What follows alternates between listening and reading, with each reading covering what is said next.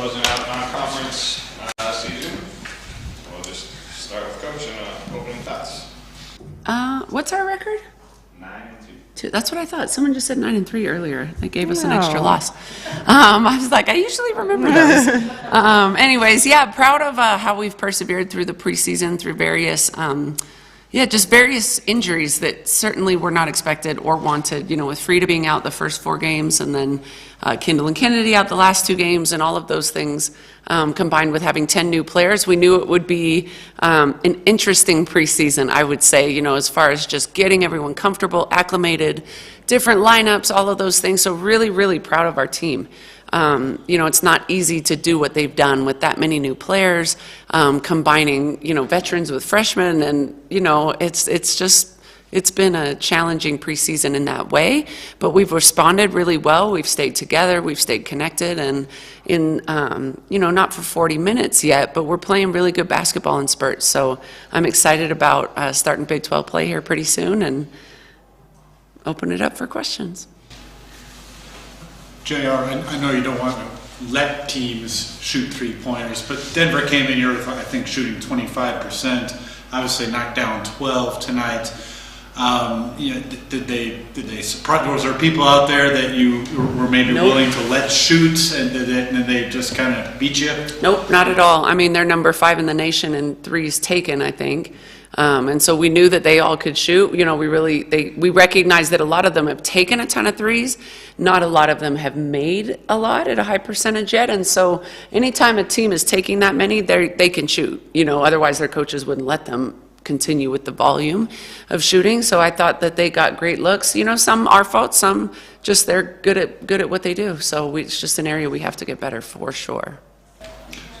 This question's for AJ. It looks like you had a mismatch for a lot of the game against Esparza. You scored on her a lot. Can you just talk a little bit about that matchup and your success in the paint tonight? Yeah, I think just kind of going in the game, I knew that I would have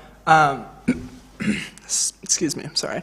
I knew going into the game that I would have a defender that was a little bit smaller, so I think just going in there and really asserting myself and making sure that my teammates knew, like, hey, when I'm open, like, give me the ball, you know, I'm going to get it done. So just kind of going in with that mindset helped me be successful in the rest of the team as well. And Coach, can you also just talk for a minute about the points in the paint tonight, just a gigantic disparity. Was that the game plan going in, exploit your size advantage and just dominate in the paint? Yeah, definitely. I mean, we're also 2 really different teams. Like, they run a 5-out system where they don't even go to the paint unless they're penetrating. And so I'm not surprised the number was, you know, different, because we're a different type of team. But we wanted to get the ball inside. We even repped it out in practice a little bit, like basic actions that allow us to get the ball inside. And so, yeah, we wanted to do that. And I thought, you know, every post that played did a pretty good job of that. AJ in particular was really good. AJ, to follow up on the post question, we're enjoying getting to watch you play and kind of learn your game. How would you describe your approach in the post offensively? What kind of game do you think you play? Yeah, I think that my main thought on the court is kind of rim running, and then from there just going into the post up, and if that doesn't work, then, you know, figuring it out from there. But like, I know I'm pretty strong, so I like to go in there and post up, and if that doesn't work, go from there. I just said that. Sorry. It's all right. You reiterated it. And it's true. Do you have the Sarah Rose Smith run thing going on? What is that? No, it's the elevation. I don't know. You can't blame the elevation when you've been here for 6 months. I do it. I've been here 9 years, and I still blame the elevation when I'm tired. Yeah, tons of bench points, 20 out of 40 in the first half, and you had 10 players that scored tonight, all but 1 that got in the game. How important is that for your offense and people coming off the bench, even you, AJ, like getting minutes to freshmen especially too? Talk a little bit about that. Yeah, I don't know where we rank as far as points off the bench, but it has to be pretty high because there's been a handful of games that, you know, at least half our points are coming from the bench, which is really awesome. We also just have a really unselfish team, so I don't think, you know, our assist numbers are really high and our bench points are high, I think, because we like to share the ball. And as a coach, it's awesome to have firepower coming off the bench. And so that's really great because a lot of these guys can provide that. First in the Big 12, 29th in NCAA. Awesome. Yeah, that's good.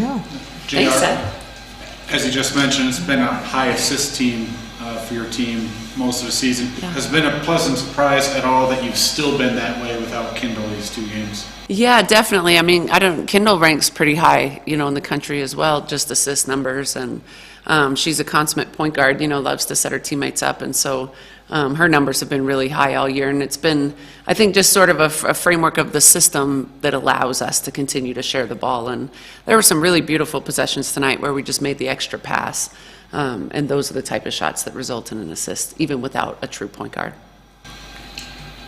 Frida, going back to your coach mentioned in her opening statement that the non-conference has been, kind of a bit of perseverance for your team. You were out for a little bit, obviously Kennedy and Kendall right now.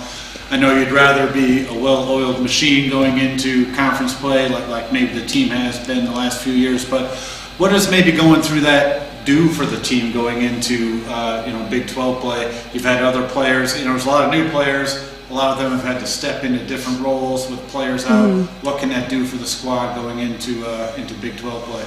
Yeah, I mean, it definitely pushes everyone a little bit out of position. And I mean, even today, I played the one, Johanna played the one, Leor played the one. So if we're ever in a position in a game where we have foul trouble, someone falls down, can't come in, those are the types of situations that we're prepared for, not because we wanted to be, but we were kind of just forced to be. So I think just trying to take something positive out of it. I think even me being out for the first couple games, it forced someone else to play my position that I maybe have heavy minutes on. So I think it's good for us. But obviously, you'd rather have everyone healthy and just kind of know what's coming, for sure.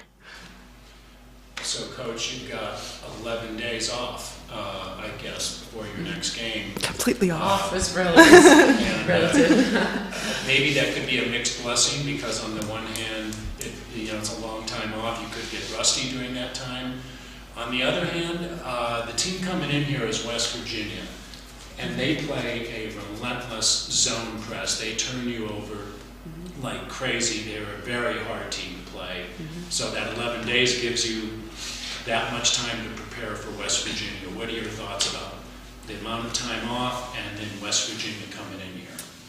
Well, it definitely won't be off because we don't really ever take time off with the exception of a day or so here and there. But yeah, we have a really academic team that loves their academics and wants to prioritize finishing really strong. So it's actually a good time during finals to have this little bit of a break. So yep, we'll take a couple days off and we'll get right back to it. It's a lot to prepare for any conference opponent. West Virginia is no different. And so it'll be a lot of film study and a lot of preparation. And as for Yeah, just Sarah Rose Smith, she had 10 points, 9 rebounds tonight. 5 of those were offensive. I kind of thought she was the glue tonight. You're plus 19 when she's in. What does she mean to the team? And she seems like a really steady, kind of calm presence. Do you guys agree with that?